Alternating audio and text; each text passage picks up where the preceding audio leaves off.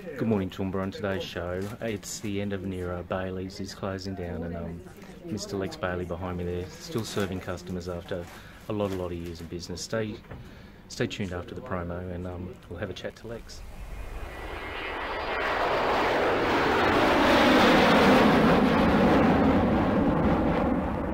Welcome along, Darren Nicholson, Toowoomba 4350 TV, Toowoomba advocate with another Toowoomba advocate, Mr. Lex Bailey. You're a Toowoomba advocate even before I was born. Thanks, Carol. I'm very proud to be. Yeah. We've had a number of people in the last few months say, you're going to stay in Toowoomba after you retire? Yep. Certainly am. Yep, okay. And even after I'm gone, I'll still be in Toowoomba. Yep, okay, righto, cool. So, yeah, no, so, it's been a wonderful town and for a family. Mm-hmm. And certainly I wouldn't even think of living anywhere else. Yeah, it's the best city in the world, I reckon. The best postcode. Yep. 4350. Yep. You can go away as many times as you like. Can't wait to get home. Mm-hmm. Exactly. We were just talking before. Pigotts, McKinney's, KR Darling Downs. The brands they're going, and here we are, Bailey's. The end of an era coming up. It is, unfortunately, but I had a phone call 2 weeks ago from John Pigott from Sydney. Oh, right, yeah. And he said, congratulations, I hear you're closing. You lasted a lot longer than we did. Okay, John Pigott. Oh, wow, yeah. That is a name from the past. I saw a photo of the old Pigott's building on Remember Toowoomba the other day, and it was coming back to me, and then I read the news, you're calling it a day. Yep. It's been very sad, for mixed emotions for me and the girls and the staff. Mm-hmm. And we've been amazed at the reaction from the customers. Mm-hmm. Until you do something like this, you really don't get expressed. Yep. What they really think about you. We've had flowers, chocolates, yep. scotch. I don't even drink spirits. Right, yeah. Notes and cards. Yep. And the number of customers who've broken down. Yeah, had a tear. Yeah. Shed a tear. Yeah, very much. And of course, when they started, it's a bit hard not to, for the girls and myself, to sort of share that as well. So it's been an emotional few weeks.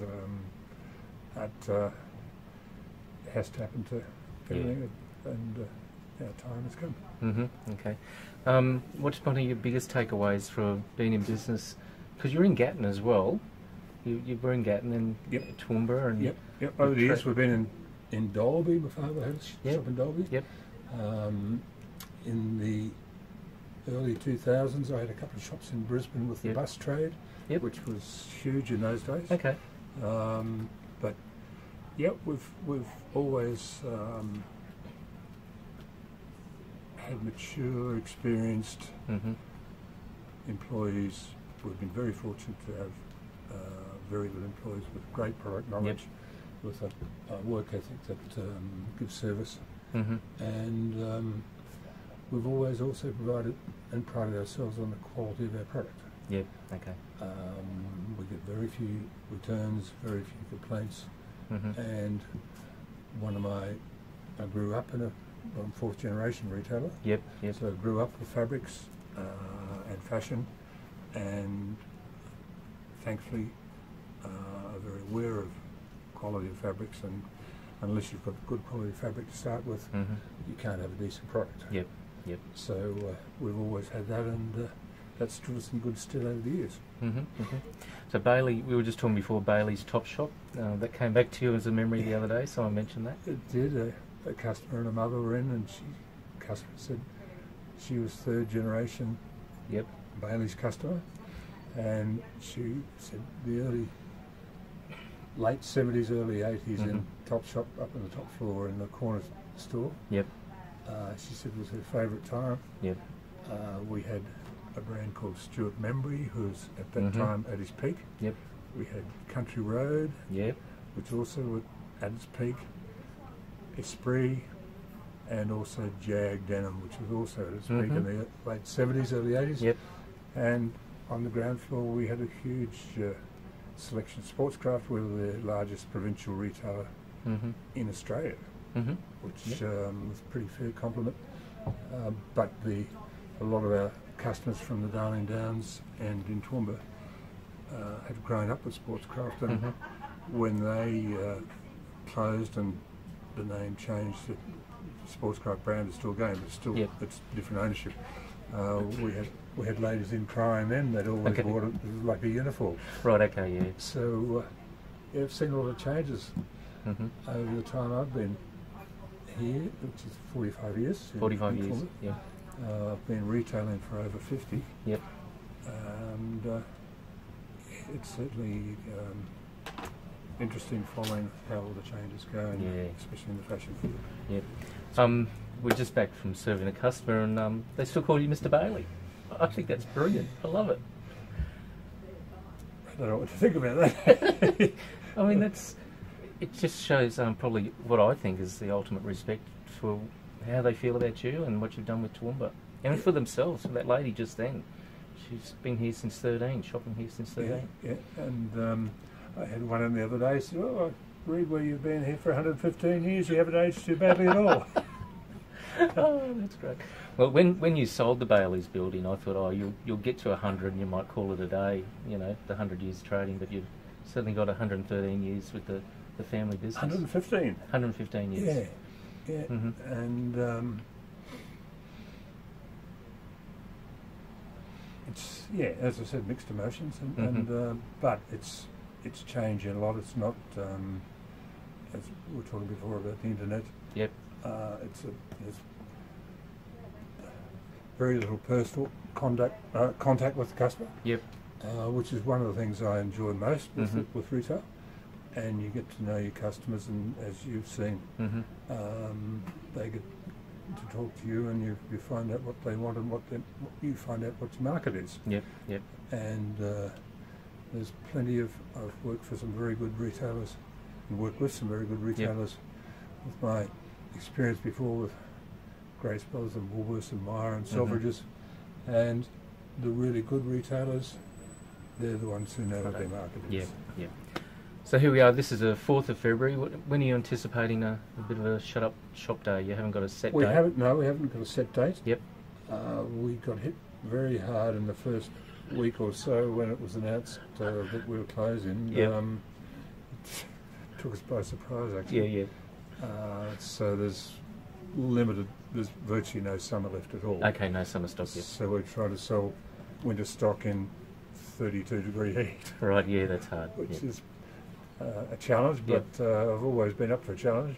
And we've donated the fixed-in fittings and the shop display items, dummies and whatever, to Lifeline. And I've also said to Derek Tuffield that any stock that's left when we close the doors, that'll also be going to Lifeline. So we've donated to them before, and we've been more than happy with what they do, not only in TOOWOOMBA but also out in the Downs. They do a wonderful job. We've got some wonderful charities, but Lifeline's one that we've been around for a while and does a great job in TOOWOOMBA. They do. They certainly do. So look, I'm just reaching out to people of my age and younger. If you've got your parents at home or they're in the nursing home, wherever, just pop in the car and come down to Bailey's and give them one last shopping experience here at 50% off.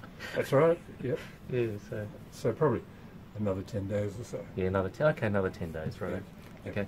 One thing I do want to just talk about is we talked about a marketing thing, and again for local businesses, the old signing a letter, sending a card.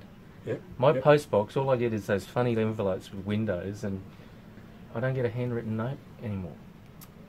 No, and I think that's probably not understood by a lot of people in retail. The personal touch is it works very strongly. It's